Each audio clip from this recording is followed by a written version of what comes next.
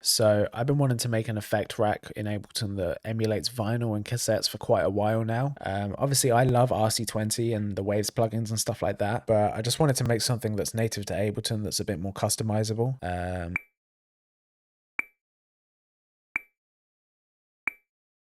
So it's not actually just one effect rack, it's three.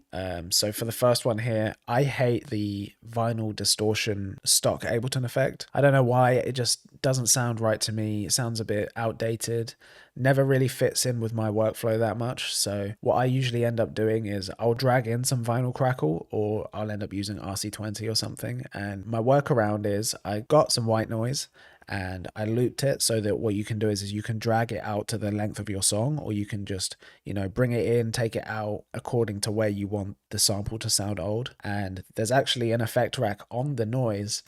So it sounds like normal noise, or if you drag it the other way, it kind of sounds like you've left a microphone in the wind or something. And I just kind of like the texture that adds. You can kind of use it in different instances, and I just thought it brings some variation to a sample if it's constantly changing. So yeah.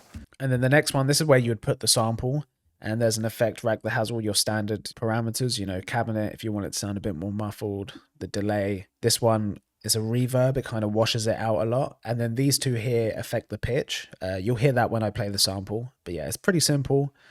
There's all sorts of stuff on there. You can have a look at that yourself if you want to. And then finally, on the group of these two tracks, there's one more. This is also quite simple. It just makes the sample sound a bit more bit crushed. You can drag that on and off however you want. So yeah, let's play some samples and just see how it sounds.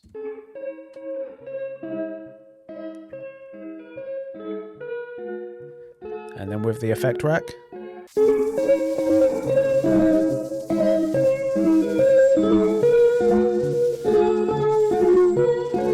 Then you can add in the delay if you want to.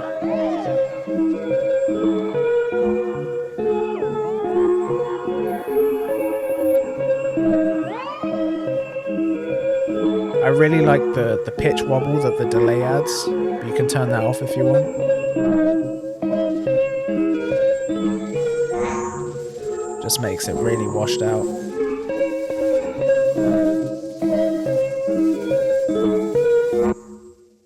And the thing that I like with having the noise separate as opposed to, with RC20 inside of the plugin or something, is you can actually EQ the vinyl separate from the sample, or you can automate the pitch of it, or mess with it as a separate entity, which is quite nice compared to if it's all homogenized into one plugin.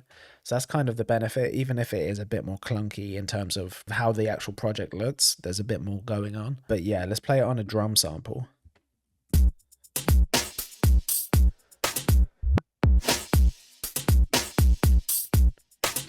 With the effect rack.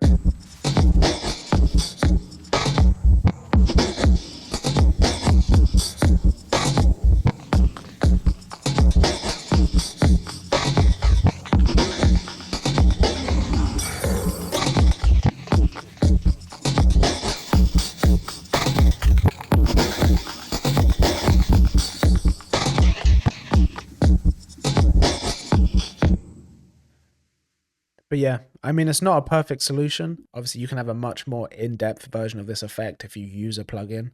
But if you want something that's a bit simpler, a bit quicker, only use a stock Ableton effects, which helps with collaboration and stuff like that.